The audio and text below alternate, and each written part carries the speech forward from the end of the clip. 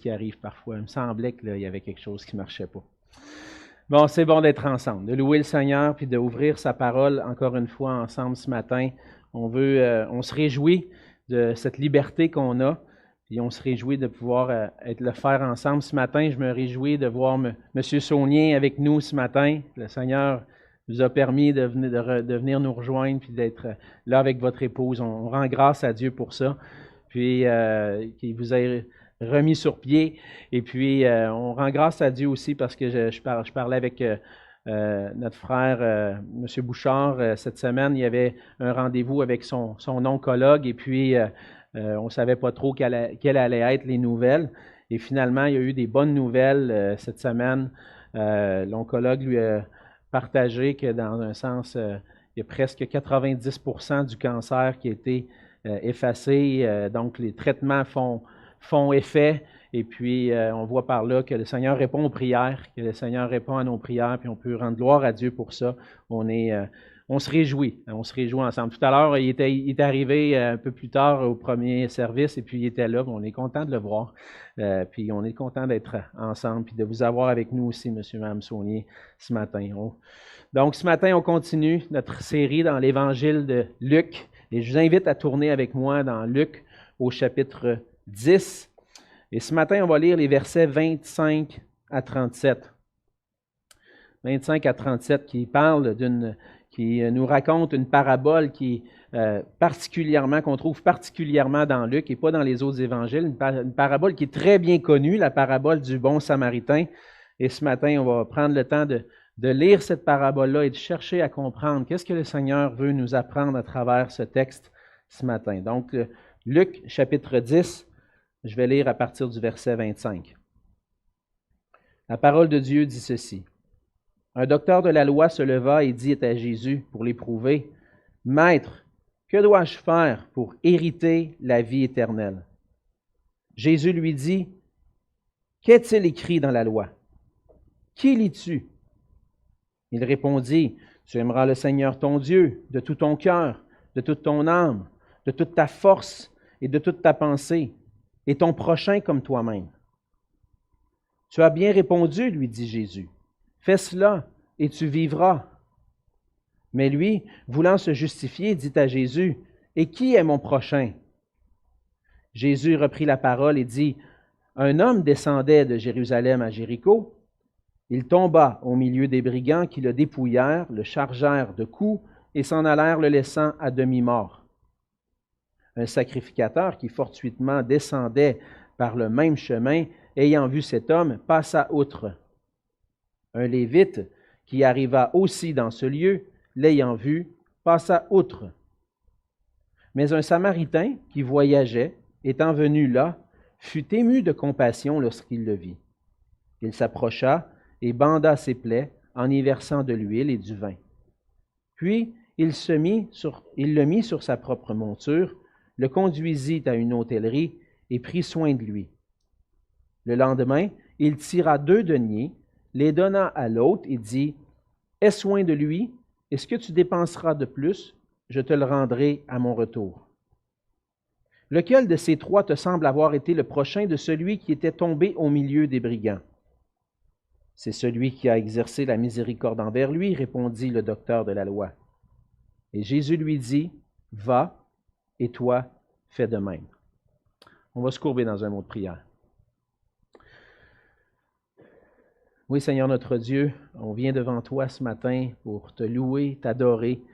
On a chanté tes louanges parce qu'on reconnaît que tu es le Seigneur du ciel et de la terre, le Seigneur qui mérite toute la gloire et l'adoration qui vient de sa création.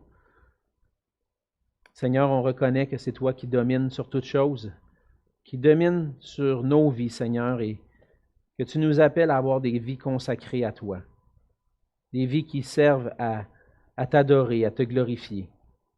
Et c'est avec cette attitude, Seigneur, qu'on veut venir devant toi ce matin, reconnaissant ta grandeur, ta toute-puissance, mais aussi en reconnaissant que pour pouvoir venir devant toi, il a fallu que tu manifestes ta grâce envers nous. Et merci, Seigneur, pour ce que tu as manifesté pour nous en Jésus-Christ, du fait que maintenant on peut avoir à travers lui le pardon, la vie éternelle et ce libre accès auprès de toi.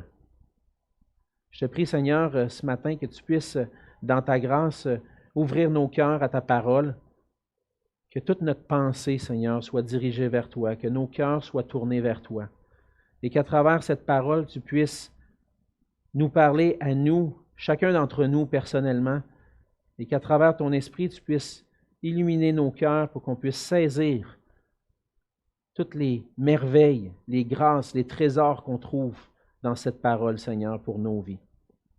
Bénis-nous ensemble, Seigneur. Rends-nous attentifs à ta parole. C'est au nom de Jésus que je te prie. Amen. Amen.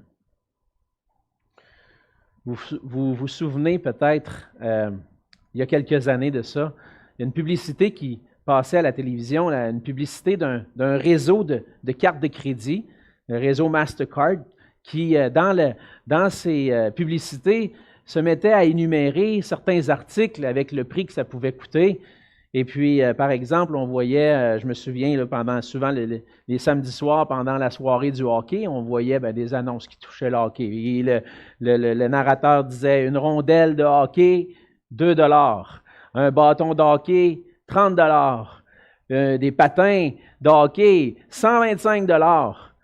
Et puis, à la fin, il mentionnait quelque chose de précieux, qu'à travers cette rondelle-là, ce bâton-là, ces patins-là, qu'est-ce qu'on pouvait vivre? Un temps de jouer au hockey avec ses amis ou avec sa famille, ça n'a pas de prix. Pour le reste, il y a Mastercard. Hein? Je ne peux pas acheter tout ça, tu ne peux pas tout acheter avec Mastercard. Pourquoi? Parce qu'il y a des choses qui n'ont pas de prix. Il y a une chose qui n'a pas de prix, qui est précieux et qu'on ne peut pas donner un prix à ça, c'est la valeur de la vie humaine. La vie, ça n'a pas de prix. On cherche par tous les moyens de pouvoir rester en santé le plus longtemps. On investit des milliards de dollars dans un système de santé qui pourrait nous permettre de vivre un peu plus longtemps, puis on rend grâce à Dieu pour ce système-là. On a notre frère, M. Bouchard, qui a eu une opération qui permet de le vivre plus longtemps. M. Saunier, les médecins vous ont soigné, puis vous êtes avec nous ce matin. On rend grâce à Dieu pour ça. La vie, ça n'a pas de prix. On est prêt à mettre toutes les dépenses qu'il faut pour pouvoir rester en vie un peu plus longtemps. En général, c'est ce que les gens veulent. Ils veulent vivre plus longtemps. C'est sûr qu'il y a des exceptions. Des fois, il y a des tragédies dans la vie. Il y a des personnes qui veulent s'enlever la vie. Mais en général, on travaille à vouloir rester en vie le plus longtemps possible. On veut en profiter. Hein? On a hâte à la retraite, puis profiter de la vie. Ça n'a pas de prix. Puis la vie de toute création, toutefois, est limitée. Elle a une durée déterminée. Mais ce n'est pas pour une vie limitée que le Seigneur nous a créés. Dieu nous a créés pour une vie illimitée, une vie éternelle. Au départ, au moment de la création, Dieu a créé l'homme à son image. Il a fait de l'homme et de la femme des êtres spéciaux dans la création et il les a créés pour qu'ils puissent jouir éternellement de la présence de Dieu. Malheureusement, à cause du péché, on a connu la mort, et si on connaît la mort aujourd'hui, c'est à cause du péché qui est dans le monde. C'est la conséquence du péché que la mort est là. Mais même si on est tous placés devant cette évidence, un jour on va mourir, notre vie est limitée, il y a quand même cette aspiration-là en nous de vouloir vivre le plus longtemps possible, de vouloir vivre éternellement. Le concept de la vie éternelle, c'est une pensée qu'il y a dans le cœur de l'homme. Une pensée, quand le Seigneur dit qu'il a mis dans le cœur de l'homme la pensée de l'éternité, il y a un désir de vivre éternellement. Mais on voit cette pensée-là aussi dans plusieurs religions ou philosophies dans le monde. Que ce soit à travers le bouddhisme ou l'hindouisme ou l'islam, toute religion sert en quelque sorte à chercher à comment est-ce que je vais pouvoir vivre éternellement. On cherche toutes d'une certaine façon, on cherche tous à vouloir vivre longtemps. Mais dans bien des cas, la façon d'obtenir cette vie éternelle-là est erronée. Comment est-ce qu'on peut avoir la vie éternelle? Notre façon de penser sur ce sujet-là n'est pas la bonne. Dans le passage de ce matin, on lit le récit d'une rencontre de Jésus avec un docteur de la loi qui vient lui poser une question. Et Jésus va répondre à cette question-là à travers une parabole. Une parabole qui est parmi les plus connues des paraboles de Jésus, même que le concept du bon samaritain se retrouve dans notre loi civile. Elle est connue, cette parabole-là, mais bien souvent dans l'histoire de l'Église, cette parabole-là a été bien souvent mal interprétée, mal comprise. Et notre but ce matin, c'est de pouvoir essayer de la comprendre, de voir qu'est-ce qu'il y a dans le contexte, qu'est-ce que le docteur de la loi dit, qu'est-ce que Jésus dit, qui nous permet de jeter une lumière sur cette parabole-là, qu'est-ce qu'elle veut dire pour nous aujourd'hui. Jésus va répondre à la question de cet homme-là qui dit « Que dois-je faire pour hériter la vie éternelle? » On veut se rappeler, entre autres, que Jésus, à ce point-ci, dans l'Évangile de Luc, est en route vers Jérusalem. Il a entrepris cette route-là, on a vu ça à partir du chapitre 9, verset 51. Et Jésus est en route vers Jérusalem parce qu'il veut, comme il l'a annoncé à ses disciples, parce qu'il doit être livré entre les mains des hommes, il doit souffrir, mourir et ressusciter. Jésus est dans cette route vers Jérusalem où il va accomplir la mission la plus grande. C'est celle de sauver le monde à travers sa mort et sa résurrection, sauver son peuple de ses péchés. Mais alors qu'il est sur cette route-là, en allant vers Jérusalem, Jésus parcourt des villes, des villages, et il va rencontrer des gens. Il va leur annoncer que le royaume de Dieu est proche et qu'il est lui-même, dans un sens, le Messie qui vient accomplir ce que les prophéties avaient annoncé. Et puis au cours des dernières semaines, on a vu ensemble, dans Luc, au début du chapitre 10 de Luc, que Jésus avait envoyé ses disciples pour une mission particulière. Il les avait envoyés pour préparer son chemin, pour aller annoncer que le Messie doit venir et que préparer le chemin de Jésus dans les villes et les villages. Et les disciples reviennent de cette mission-là avec une grande joie. Ils ont vu des choses extraordinaires et comme on l'a vu la semaine passée, le Seigneur leur rappelle, c'est beau tout ça, mais la vraie joie, c'est pour ceux dont leur nom est écrit dans les cieux, dont leur nom est écrit dans le livre de vie. En fait, pour Jésus, la vraie joie, c'est celle qu'on obtient lorsqu'on a l'assurance de la vie éternelle. Et dans le passage de ce matin, on va voir à travers le récit ce qui caractérise les personnes qui vont hériter la vie éternelle et comment on peut l'obtenir. On va voir ensemble que la vie éternelle ne s'obtient que par une entière soumission à Jésus-Christ. Le seul moyen d'obtenir la vie éternelle, c'est lorsque notre vie est entièrement soumise à Jésus-Christ. On voit ça premièrement dans les versets 25 à 28. On voit que la bénédiction, qu'est-ce que c'est exactement la vie éternelle? Lorsque le docteur de la loi pose la question, que dois-je faire pour hériter la vie éternelle? C'est une idée qui est là. Qu'est-ce qu'il comprend de ça? Il comprend dans un sens que la vie éternelle, c'est la bénédiction de ceux qui sont entièrement soumis à la parole de Dieu. Et c'est ce qu'on voit dans le passage. C'est ce que Jésus déclare. Si tu veux avoir la vie éternelle, tu dois être entièrement soumis à la parole de Dieu. La vie éternelle, c'est en fait le bonheur et la joie éternelle dans la présence de Dieu. On a peu de détails sur le contexte exact quand le docteur de la loi pose cette question-là. Mais on voit au début du verset 25 que le docteur de la loi se lève. Le docteur de la loi se leva et dit. Donc on voit qu'il y a quelque chose qui s'est passé entre la fin du verset 24 et le début du verset 25. Probablement que Jésus est dans un contexte, dans une ville, où il prêche l'Évangile, dans une synagogue, il apporte la parole de Dieu, et à la fin de son enseignement, comme c'était un peu la coutume à cette époque-là, les gens se lèvent et posent la question à l'enseignant. Et puis là, après cet enseignement-là, on peut supposer que cet homme-là se lève et pose une question à Jésus, mais dans le but de l'éprouver.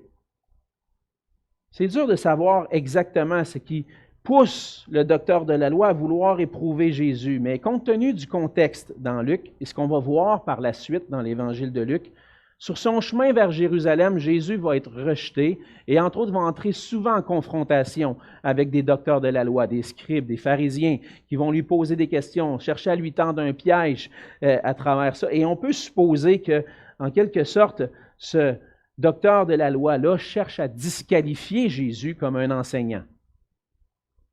Il pose une question qui est assez complexe, mais importante. Que dois-je faire pour hériter la vie éternelle. Nous, on comprend un peu la vie éternelle, c'est parce qu'on voit que c'est un concept qui est développé. Cette idée-là est développée beaucoup dans le Nouveau Testament, particulièrement dans l'Évangile de Jean. On voit que la vie éternelle, ça s'obtient par la foi en Jésus-Christ. Quiconque croit en lui ne périsse point, mais qu'il ait la vie éternelle. Jean 3,16, on connaît ça. Comment est-ce que je peux avoir la vie éternelle? En croyant en Jésus. Jean 17 au verset 3 va dire que la vie éternelle, c'est de te connaître, toi le seul vrai Dieu et celui que tu as envoyé, Jésus-Christ. Et cette idée-là de la vie éternelle transparaît beaucoup dans Jean, et là, elle apparaît aussi dans Luc. Et mais pour se placer un peu dans le contexte, qu'est-ce que les Juifs comprenaient de cette idée-là? Avant que Jean écrive son évangile, avant que Luc écrive son évangile, qu'est-ce que les Juifs comprenaient de cette idée-là de la vie éternelle? C'était quoi pour eux? Mais on voit en regardant dans l'Ancien Testament que la vie éternelle, c'est aussi une idée qu'on voit dans l'Ancien Testament, entre autres dans Daniel 12, les versets 1 à 3. Et on voit à travers ce passage-là que la vie éternelle, c'est d'hériter du privilège d'avoir part à la résurrection et de faire partie du royaume de Dieu. Daniel dit ceci, il dit « En ce temps-là se lèvera Michaël, le grand chef, le défenseur des enfants de ton peuple, et ce sera une époque de détresse, telle qu'il n'y en a point eu de semblable depuis que les nations existent jusqu'à cette époque. En ce temps-là, ceux de ton peuple qui seront trouvés inscrits dans le livre seront sauvés. Plusieurs de ceux qui dorment dans la poussière de la terre se réveilleront, les uns pour la vie éternelle, les autres pour l'opprobre, pour la honte éternelle.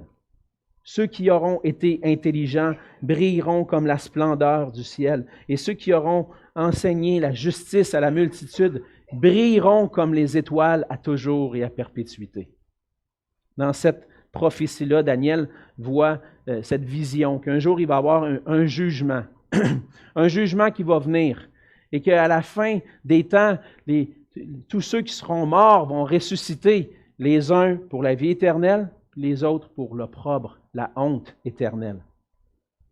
Et que ceux dont le nom est inscrit dans le livre de vie vont être ceux qui vont avoir la vie éternelle.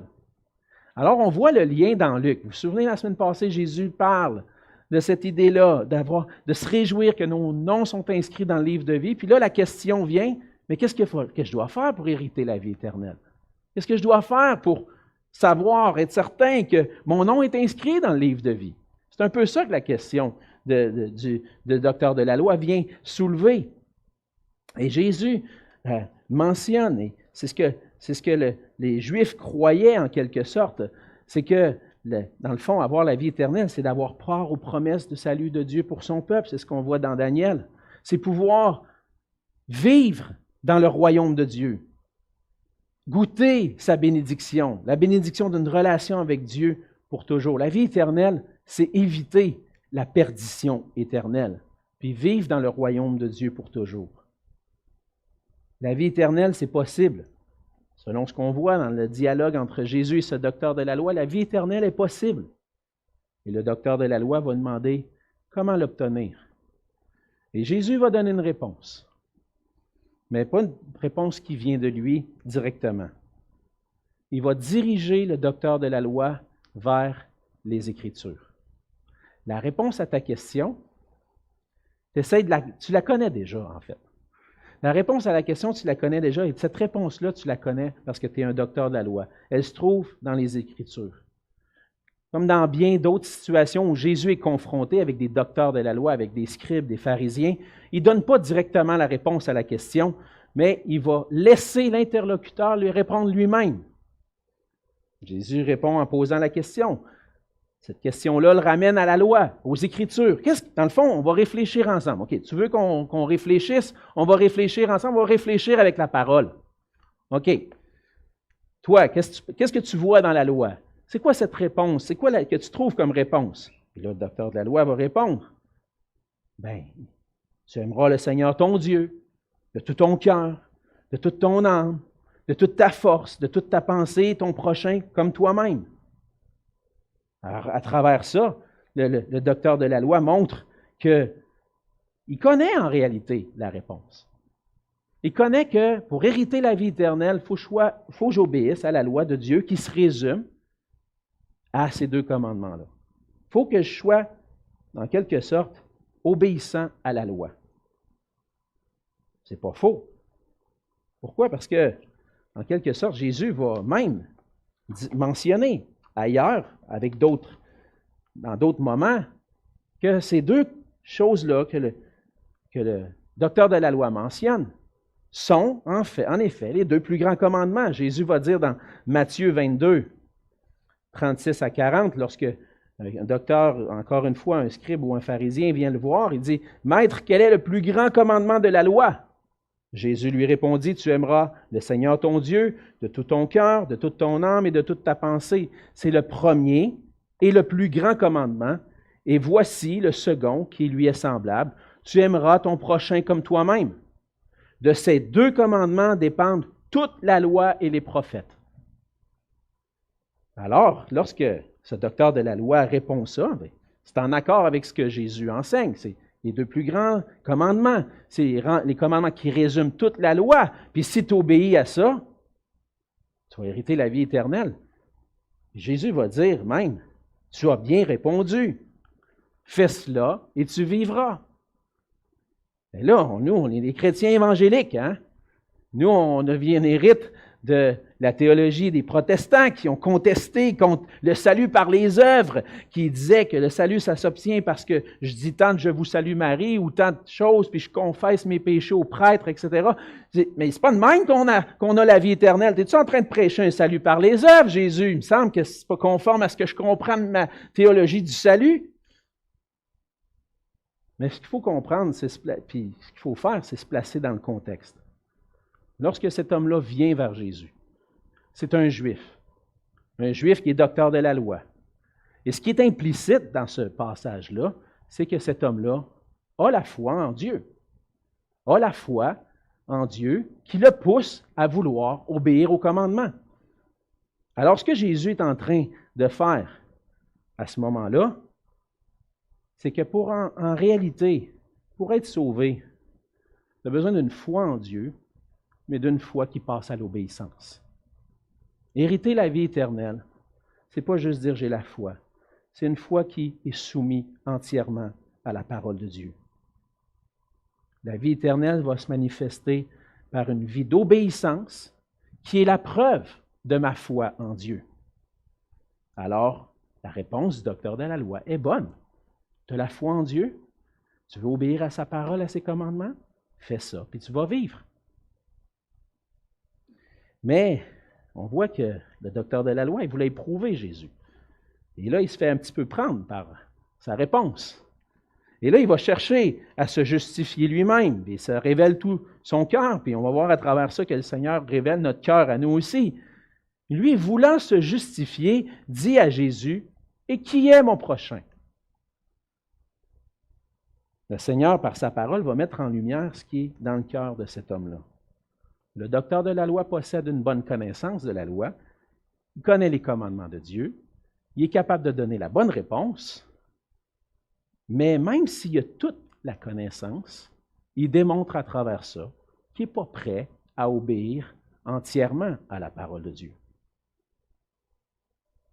La parole de Dieu, en fait, lui montre notre cœur. Et le docteur de la loi cherche à se justifier. « Ouais, mais là, c'est qui mon prochain? On ne peut pas aimer tout le monde. Hein? On ne peut pas faire ça à tout le monde. On est limité. On ne peut pas aimer tout le monde. Tu sais, ben Jésus, il y a bien des gens qui sont moins aimables que d'autres. Tu sais. Alors, Seigneur, dis-moi qui est mon prochain. » Sa réponse exprime que son cœur n'est pas prêt à se soumettre entièrement à la parole de Dieu. Puis cette parole-là nous révèle aussi nos propres cœurs. Que par nature, on n'est pas prêt à obéir complètement à ce que Dieu nous demande. On n'a pas ce désir en nous de se soumettre à la loi de Dieu. On est des pécheurs, on est rebelles. On veut, en quelque sorte, appliquer notre logique à la loi. Et réfléchir avec Dieu. On peut négocier avec Dieu. « Ouais, Seigneur, tu me demandes ça, mais OK, explique-moi, là, c'est quoi ça veut dire, parce que moi, je ne suis pas sûr que c'est exactement ça qu'il faut faire. » Ça démontre qu'on veut agir non selon la parole, mais selon nos propres termes. On veut hériter de la vie éternelle selon nos conditions. Et en réalité, on n'est pas différent du docteur de la loi. On cherche, nous aussi, à se justifier, à agir selon nos propres termes plutôt que ceux que Dieu révèle dans sa parole. Ça arrive souvent. On parle de l'Évangile aux gens, puis on dit que tous ont péché, sont privés de la gloire de Dieu, que personne qui a accès à la gloire de Dieu à cause qu'il est un pécheur. Ouais, mais quand même, j'ai mené une bonne vie. J'étais un bon gars. Bon, il n'y a personne de parfait. Trouve-moi-en donc un qui est parfait. Tu sais. Ça veut dire que, quand tu me dis ça, ça veut dire qu'il n'y a pas personne qui va aller au ciel. Il n'y a pas personne qui va avoir la vie éternelle. Oui, c'est à peu près ça que je suis en train de te dire. C'est ce qu'on mérite, en fait. Et là, on cherche à justifier. Non, mais moi, je suis quand même correct. Je n'ai peut-être pas tout au complet obéi, mais un peu quand même. On cherche à s'auto-justifier. De se dire que finalement, je suis juste devant Dieu, puis pas reconnaître notre péché. Il y a deux dangers à vouloir s'auto-justifier devant Dieu. L'auto-justification, parfois, nous amène à croire que la vie éternelle s'obtient simplement par la connaissance. Jésus a affaire à un docteur de la loi, à quelqu'un qui connaît bien les Écritures. C'est un théologien, un expert, un docteur en théologie, il a eu son PhD, il connaît ça, lui, la Bible. Pose une question, aucun problème, il répond. Il a étudié les Écritures. Il connaît bien toutes les questions difficiles. Mais le problème, c'est que sa connaissance l'amène à l'orgueil. À penser que cette connaissance-là fait de lui un bon gars qui peut mériter la vie éternelle, mais sans manifester un changement réel dans son cœur. Alors la question qui se pose à ceux qui étudient la parole, qui croient connaître les Écritures, puis même ceux qui font des études théologiques, est-ce que ta connaissance t'amène à réaliser ton véritable état devant Dieu? Est-ce que t'amène à une conversion, à un changement, une transformation? Est-ce que tu vois en toi le fruit de cette connaissance-là? Le fruit d'une nouvelle naissance, d'une vie nouvelle qui change, d'une vie qui change en toi. As-tu la vie éternelle en toi? Ou c'est juste une question de connaissance? On peut s'auto-justifier et se rendre juste devant Dieu parce qu'on connaît bien la parole, mais ça ne sert à rien. L'autre danger, c'est de croire que la vie éternelle, elle s'obtient par une obéissance partielle à la loi. Croire que pour avoir la vie éternelle, l'important, c'est de faire notre possible. J'étais sincère, puis j'ai fait mon possible, puis je ne verrais pas pourquoi il ne me laisserait pas rentrer au ciel. Comme je disais tout à l'heure, la réponse naturelle, c'est qu'il n'y a personne de parfait, fait qu'il doit en laisser rentrer une couple. Moi, je suis correct. J'ai une bonne vie. Puis au pire, je m'arrangerai avec lui l'autre bord. Mais la parole de Dieu nous dit que notre justice, nos bonnes œuvres, nos mérites valent rien devant Dieu. Ésaïe 64, versets 5 et 6 décrit notre état. Nous sommes tous comme des impurs, et toute notre justice est comme un vêtement souillé. Nous sommes tous flétris comme une feuille, et nos crimes nous emportent comme le vent. Il n'y a personne qui invoque ton nom, qui se réveille pour s'attacher à toi. Aussi nous as-tu caché ta face, et nous laisses-tu périr par l'effet de nos crimes. On peut croire qu'on va être capable de se justifier par nous-mêmes, croire qu'on va obtenir la vie éternelle selon nos propres termes, mais on est dans l'erreur, parce que notre justice, ça vaut rien. Puis en posant la question, qui est mon prochain? Le docteur de la loi se dit en lui-même, je peux bien aimer mon prochain, mais tu sais, ça se limite à où tout ça? Là? Il doit y avoir une limite à ça. Là. Et là, Jésus répond à cette question-là. Qui est mon prochain? Avec la parabole du bon samaritain. Alors, lorsque vous écoutez la parabole du bon samaritain, réfléchissez ce qui a provoqué cette parabole-là. La question du docteur de la loi, qui est mon prochain? Et cette parabole-là donne la réponse. à qui est mon prochain. Il montre, à travers la parabole du bon samaritain, que s'auto-justifier dans nos propres termes, c'est une erreur. Et que troisièmement, pour hériter la vie éternelle, on doit croire et obéir à la vérité. Et cette vérité-là est amenée par Jésus dans les versets 30 à 37. Par cette parabole-là, Jésus enseigne la signification du commandement de Dieu d'aimer son prochain. La parabole, on va aller dedans maintenant, on est rendu. Elle raconte l'histoire d'un homme qui descend de Jérusalem à Jéricho. Et dans cette époque-là, ou encore aujourd'hui, on peut constater que ce chemin-là est un chemin d'environ 60 kilomètres, et puis où les voyageurs devaient passer à travers des vallées, des rochers immenses. Et puis, ce qui arrivait, c'est qu'à ce moment-là, des voleurs allaient se cacher dans les rochers, et puis qu'ils pouvaient prendre les voyageurs et les voler, les maltraiter. Et puis, dans ce contexte-là, le docteur de la loi, il comprend bien. C'est quelque chose, oui, c'est quelque chose de courant. Fait que Jésus raconte cette idée-là, cette histoire-là d'un homme qui descend de Jérusalem à Jéricho, puis qui tombe aux mains des brigands qui vont le voler, qui vont le battre, puis qui vont le laisser là, à demi-mort. Et là, il y a 3 personnes qui vont passer sur ce chemin-là. Eux autres aussi sont en chemin. Et puis, Jésus donne l'exemple, premièrement, d'un sacrificateur. Le sacrificateur, c'est celui qui faisait partie de la classe de ceux qui pouvaient aller offrir les sacrifices dans le temple. Il faisait partie des descendants d'Aaron, le frère de Moïse. Et puis, les descendants d'Aaron avaient cet accès privilégié dans le temple. C'était eux qui, par les sacrifices, étaient le plus proche de Dieu, pouvaient aller se rendre dans le lieu saint, même dans le lieu très saint une fois par année. Ils ne pouvaient pas avoir plus proche de Dieu que ça dans le contexte de l'Ancien Testament. Dieu habitait là, dans ce lieu très saint, le sacrificateur, un homme proche de Dieu qui va offrir les sacrifices pour le peuple, montre son véritable cœur. Lorsqu'il voit cet homme-là battu, meurtri, laissé à demi-mort, puis qui fait comme si de rien n'était, je continue ma route. Jésus donne ensuite l'exemple d'un Lévite. Les Lévites, c'était une famille un peu plus grande. Les descendants de Lévi, les sacrificateurs, étaient des descendants de Lévi, mais la famille un peu plus élargie, ceux qui n'étaient pas des descendants d'Aaron, eux étaient là dans le service au temple et puis assistaient les sacrificateurs dans les sacrifices. Et eux aussi étaient vus comme des serviteurs de Dieu, des hommes consacrés au service de Dieu. Mais quelle est leur attitude? Quelle est l'attitude de ce Lévite-là lorsqu'il voit ce brigand-là, cet homme-là frappé par les brigands? Lui aussi passe à côté. Et là, dans le contexte de l'époque, on aurait pu s'attendre à ce que Jésus donne l'exemple d'un homme ordinaire, un juif ordinaire. Un sacrificateur, un autre en dessous, un Lévite.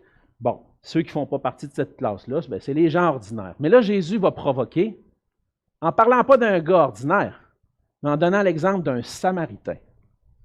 Et on a vu ensemble il y a quelques semaines que les Samaritains et les Juifs, ce n'était pas le grand amour.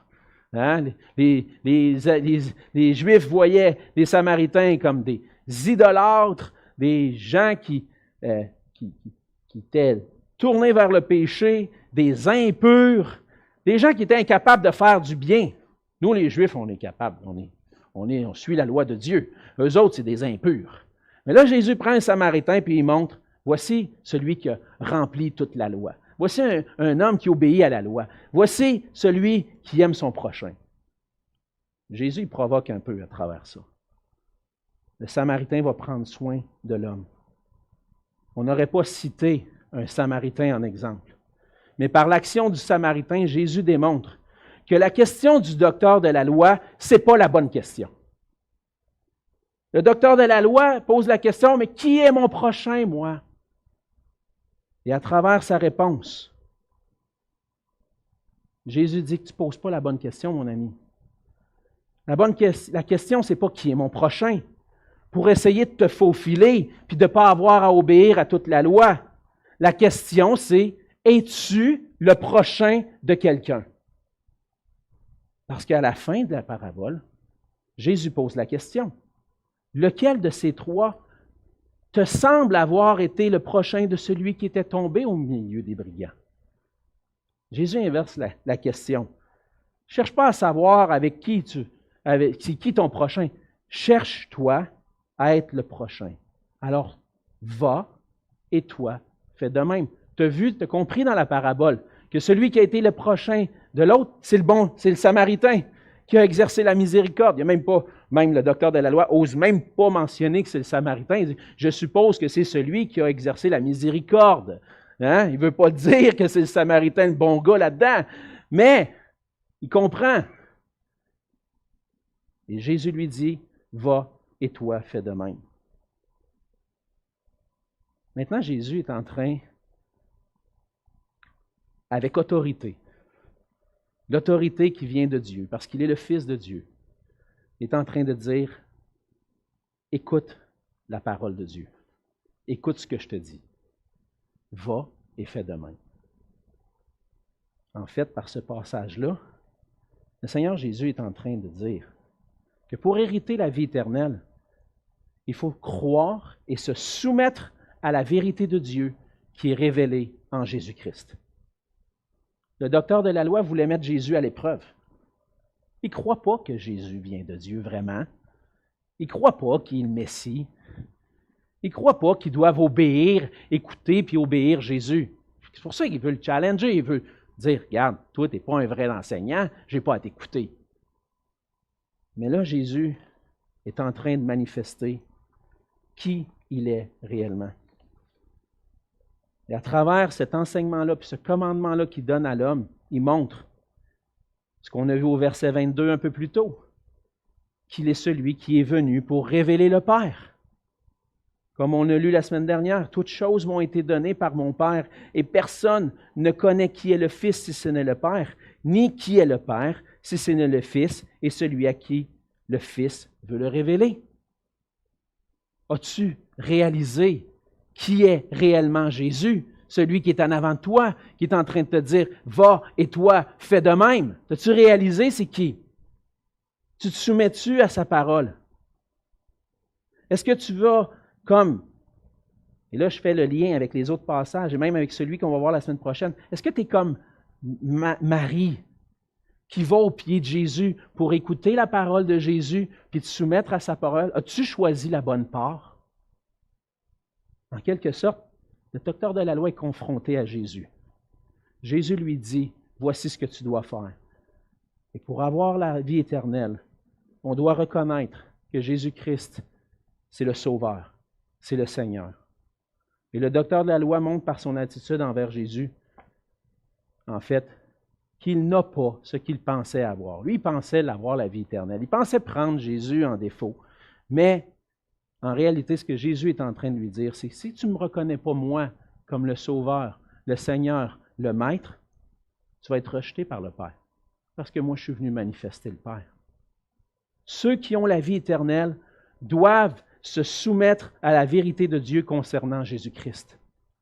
Et si nous on connaît réellement Jésus-Christ, on doit manifester notre foi en Jésus-Christ et notre amour pour Dieu en étant le prochain de ceux que nous côtoyons. Comme je disais, la parabole du bon Samaritain nous amène à voir notre propre cœur.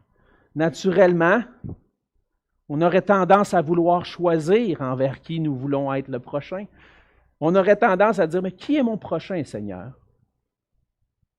Ça nous arrive à toutes, à chacun d'entre nous, de voir quelqu'un avec un besoin particulier, puis dire, non, je ne vais pas y parler, je vais essayer d'éviter le chemin pour ne pas avoir à dealer avec cette personne-là, avoir affaire à cette personne-là. On a tendance à vouloir sélectionner ceux à qui on veut faire du bien.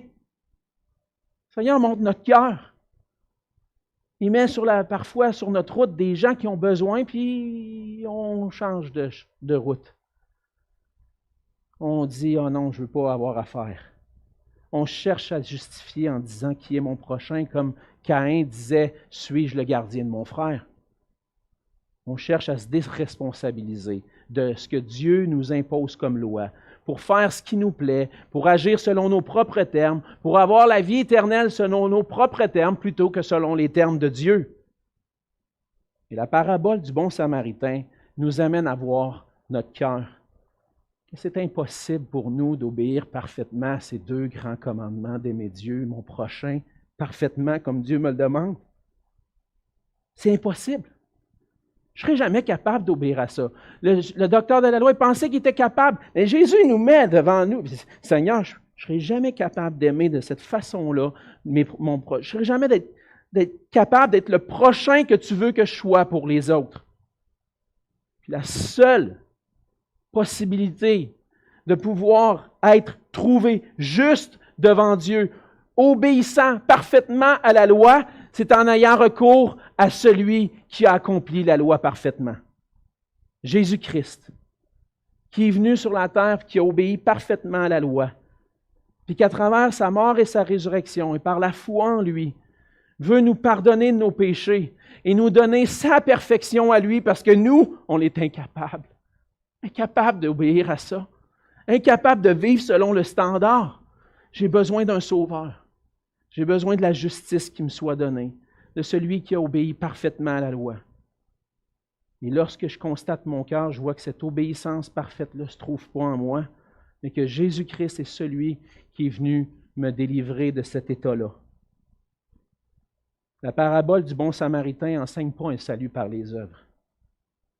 Elle dit que celui qui veut avoir la vie éternelle doit nécessairement le manifester en étant le prochain des autres, doit manifester sa foi en Jésus-Christ, de réaliser, je suis incapable de vivre selon ce standard-là. Le seul qui peut me sauver de cet état-là où je ne suis pas capable, c'est Jésus qui me donne sa justice, qui transforme mon cœur, puis qui me permet de vivre comme le bon Samaritain. C'est seulement par la foi en Jésus que je peux devenir le prochain des gens autour de moi. Et par l'amour et la miséricorde, on manifeste qu'on est réellement des enfants de Dieu qui font partie du royaume de Dieu. Alors, pour hériter la vie éternelle, ce que je dois faire, je dois croire et obéir à la vérité qui a été manifestée pour nous en Jésus-Christ. Et pour avoir la vie éternelle, je dois me soumettre entièrement à Jésus-Christ. C'est une bénédiction, la vie éternelle. Une bénédiction pour ceux qui sont soumis à la parole de Christ. Une bénédiction qui ne va pas s'obtenir par mon auto-justification, mais qui s'obtient seulement par la foi en lui. Et que maintenant, par lui, je peux vivre selon le standard de la loi de Dieu. Pas parfaitement, mais par sa grâce, il va couvrir mes manquements.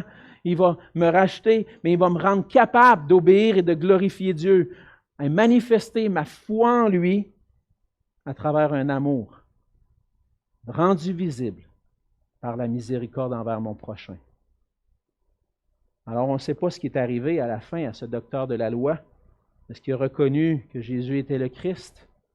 Est-ce qu'il a vu en lui le seul qui pouvait parfaitement accomplir la loi à sa place? Est-ce qu'il a reconnu en lui son seul sauveur? Le silence de Luc à ce sujet-là nous laisse penser qu'il a tourné le dos à Jésus et qu'il n'a pas voulu se soumettre entièrement à lui. Mais la question vient vers nous maintenant. Toi, qu'est-ce que tu as fait de Jésus? Si tu ne l'as pas reçu, il n'est pas trop tard pour tourner vers lui et réaliser ton besoin de trouver ta joie, ton salut, la vie éternelle en lui seul, qui a tout accompli pour nous. Et si tu l'as reconnu et que tu confesses, Jésus est mon Sauveur, mon Seigneur, maintenant Jésus te demande d'être comme lui, le prochain de ceux qui placent sur ta route. Es-tu récemment passé à côté de personnes qui auraient eu besoin que tu sois là, son prochain? Ça nous arrive à tous de passer sur la route et d'ignorer, faire comme si on n'avait pas vu le besoin, d'éviter certaines personnes. Dire, oh non, cette personne-là, je vais passer à côté. Ça nous arrive à tous. Ce que je dois faire maintenant, c'est de confesser mon péché au Seigneur. Seigneur, je n'ai pas obéi à ta parole, je n'ai pas été soumis entièrement à toi. Se repentir. Et par sa grâce, chercher à devenir le prochain que Jésus veut que je sois. Les vrais disciples de Jésus, c'est ce que nous dit Luc, puis ce que Jésus nous enseigne à travers ce passage-là. Les vrais disciples de Jésus, qui sont les héritiers de la vie éternelle, manifestent qu'ils le sont réellement en étant des bons Samaritains, rachetés et transformés par Jésus-Christ. On va prier ensemble. Seigneur notre Dieu, ta parole est puissante, Seigneur. Elle révèle nos cœurs.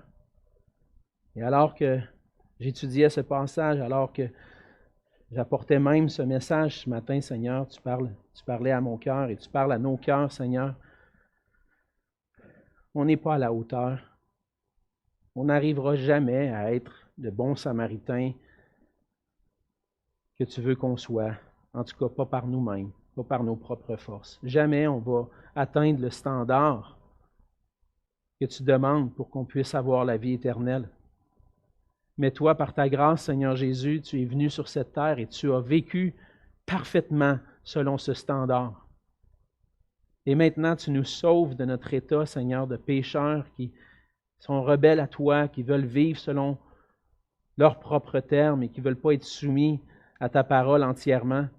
Tu nous délivres de ça, Seigneur, pour qu'on puisse se tourner vers toi, recevoir ta justice, paraître pur devant toi. Et maintenant, Seigneur, tu transformes nos cœurs par ta parole et ton esprit pour qu'on puisse vivre cette nouvelle vie que tu as placée en nous.